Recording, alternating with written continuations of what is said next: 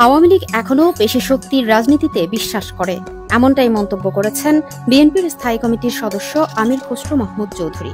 তিনি বলেন, গোপালগঞ্জের সাম্প্রতিক ঘটনাই প্রমাণ করে সরকার এখনও বল প্রয়োগ আর ভয়ের রাজনীতি চালিয়ে যাচ্ছে।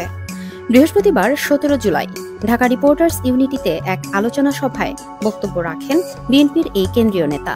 তিনি অভিযোগ করেন, বিগত 4টি জাতীয় নির্বাচন যদি গণতান্ত্রিক প্রক্রিয়ায় হতো তাহলে বাংলাদেশ আজ ভিন্ন এক উচ্চতায় পৌঁছাত।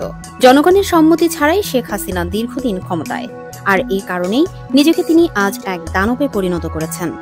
এ সময় আমির খসরু বলেন, দেশে মতপার্থক্য থাকতেই পারে, কিন্তু রাজনৈতিক বিরোধীদের সম্মান না থাকলে সেই রাষ্ট্র অগ্রসর হতে পারে না। তিনি আরো বলেন, ইতিহাস সাক্ষী, অনেক দেশ রাজনৈতিক সহিংসতার কারণে পিছিয়ে গেছে, বাংলাদেশ যেন সে পথে না হাঁটে। তিনি দাবি করেন, দেশে অবাধ, নিরপেক্ষ ও অংশগ্রহণমূলক নির্বাচনের মধ্য দিয়েই কেবল রাজনৈতিক সংকটের সমাধান সম্ভব। নির্বাচন পেছাতে থাকলে দেশ আরও গভীর সংকটে পড়বে, হুঁশিয়ারি দেন আমির খসরু মাহমুদ চৌধুরী।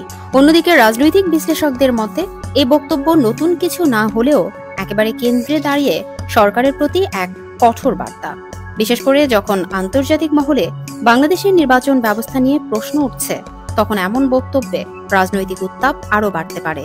গণতন্ত্র, ভোটাধিকার ও অর্থনৈতিক অচলাবস্থার অভিযোগে বিরোধী দলের নেতারা লাগাতার সরকার বিরোধী অবস্থান নিয়ে চলেছে।